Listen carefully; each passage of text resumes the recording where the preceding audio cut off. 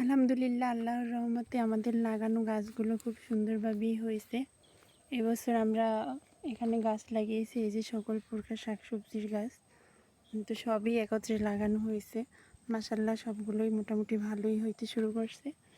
আর এই যে দুন্দুল গাছ, এই যে অল্প একটু জায়গায় হয়েছে, এর মধ্যে এতে অনেক ফুল আসছে এবং ওই যে দুন্দুলও হয়েছে দেখেন। এগুলো লাগাইছে বেশি দিন হয় নাই, প্রায় 1 মাসের মতো হবে।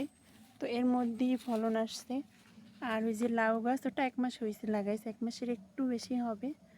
তো মাশাআল্লাহ, লাউ খুব ভালোই হয়েছে। আর এখান থেকে লাউ কাটা হয়েছে 7-8টার বেশি। আর তারপর এখন আবার ছোট ছোট আছে ওই যে অনেকগুলা আর কি।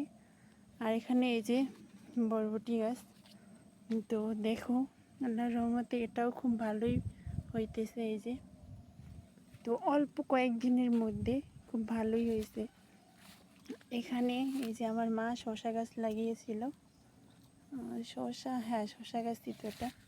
তো দেখো কি পরিমাণের ফুল আসছে ছোট ছোট, এই যে ফল হইতে শুরু করছে। তারপর এদিকে আরও শসা গাছ লাগাইছে।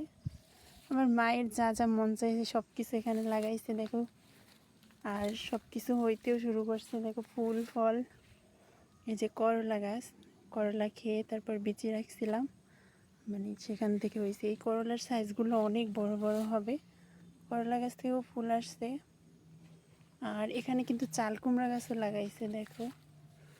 এখন কিন্তু চাল কুমড়ার সিজন না, তারপরে লাগাইছি, এটাই ফুল আসছে, জানি না কত দূর ফল হবে। আর এদিকে এই যে ঢেঁড়স গাছ, তারপর এখানে আছে মিষ্টি কুমড়ার গাছ। এই কুমড়াটা পৌষ মাসের দিকে হবে। তো এই যে একত্র হয়ে গেছে লাউ গাছ আর এইগুলা। তারপর আরও গাছ আছে অনেক। কুমড়ো গাছে ফুল আসছে, ফল এখনো হয় নাই।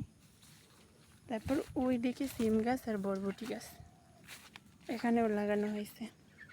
প্রথমে ভাবছিলাম যে হয়তো হবে না, কিন্তু দেখি যে সব গাছগুলোই আল্লাহর রহমতে হইতেছে।